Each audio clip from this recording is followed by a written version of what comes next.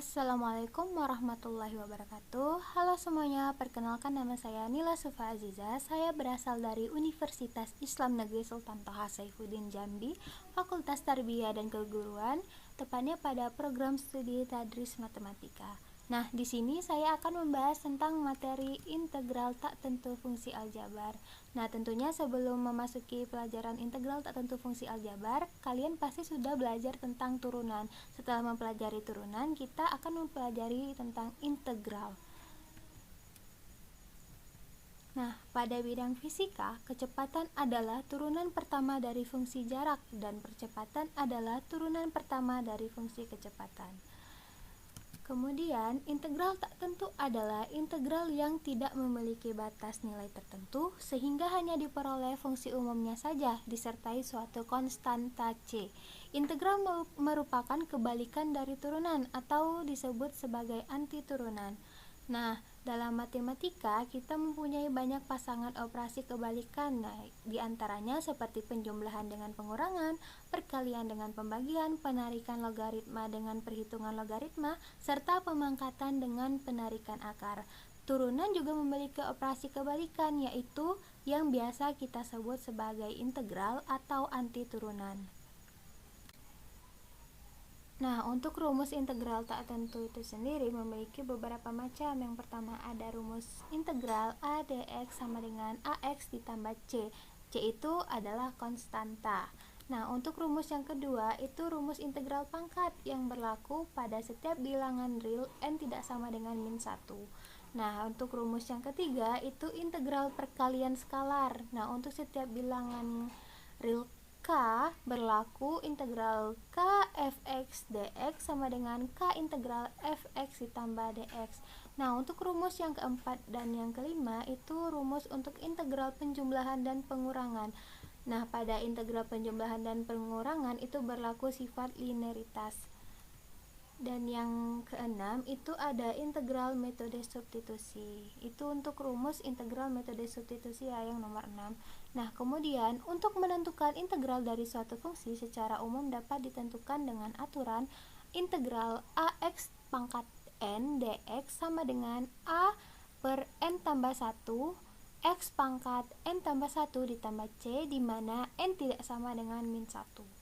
Nah, untuk aplikasi integral tak tentu, pada umumnya dalam penerapan integral tak tentu terdapat 3 hal, yaitu yang pertama menentukan fungsi fx jika f aksen x itu diketahui, dan yang kedua menentukan persamaan kurva jika diketahui gradien garis singgung dan titik singgungnya, dan yang ketiga itu menentukan jarak, kecepatan, dan percepatan gerak dari suatu benda.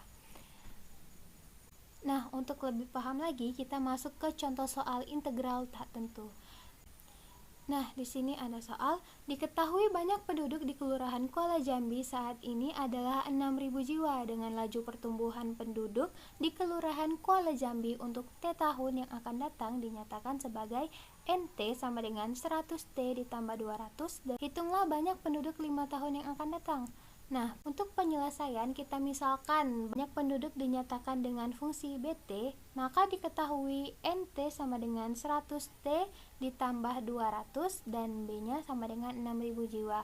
Yang ditanya adalah jumlah penduduk 5 tahun yang akan datang, berarti dinyatakan dengan fungsi B5. Maka BT sama dengan integral NT dt. Nah, nilai NT dt tadi itu kan yang kita ketahui 100T ditambah 200. Kemudian kita integralkan nilai integral 100T ditambah 200 dt, kita integralkan menjadi 100 per 2 T pangkat 2 ditambah 200T ditambah C, sehingga diperoleh 50T pangkat 2 ditambah 200T ditambah C. Selanjutnya, tentukan nilai C pada fungsi tersebut. Jika diketahui banyak penduduk saat ini, berarti T sama dengan 0 adalah 6.000. Maka BT sama dengan 50T pangkat 2 ditambah 200T ditambah C.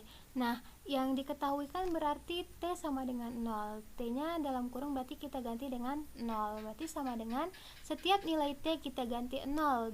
Didapat B0 sama dengan 50 dikali 0 pangkat 2 ditambah 200 dikali 0 ditambah C. Maka nilai apapun yang dikalikan dengan 0 maka hasilnya adalah 0.